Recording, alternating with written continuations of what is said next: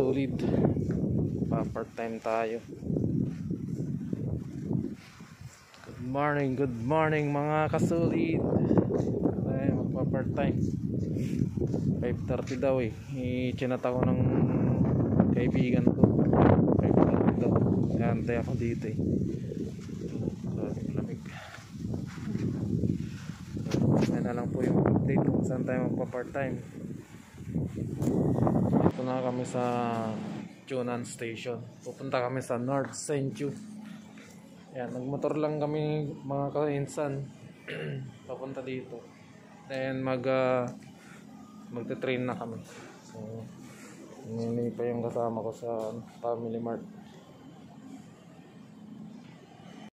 So ayan, bababa na kami kasi nga 6:30 ang schedule ng train, kaya bumili na ako ng ticket kasi nga walang laman yung yoyo card ko, kaya yan.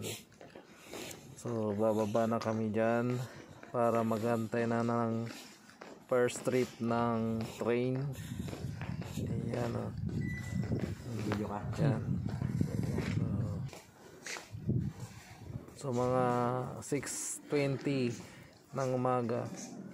Medyo puyat pa ako dyan dahil nga napaga yung tawag sa akin. Alas 5 kasi nandyan na ako kagad. So yan, nandyan na nga yung yung first trip ng train, kaya yan, sumakay na kami kaagad.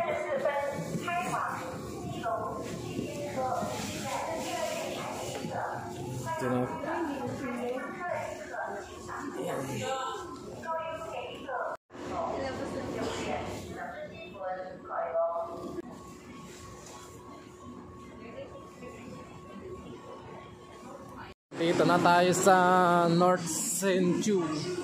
Ayan guys, North Senju na tayo.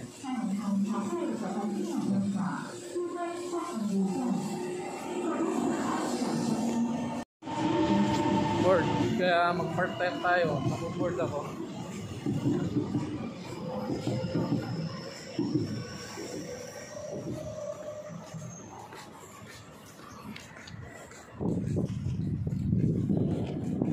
Ay, grabing lamig.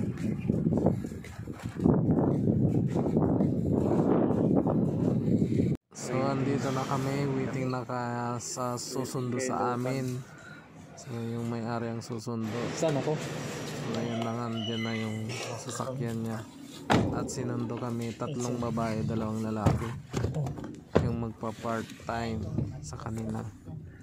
So may isang Pinoy nga pala doon dahil nga family business. Siya po yung nag-iisang Pinoy na nag-operate. So ayan na nga, dito na kami sa small family business. So ayan o. So wala pa akong idea dyan. Ano gagawin namin? Ngayon, noodles pala yung gagawin namin.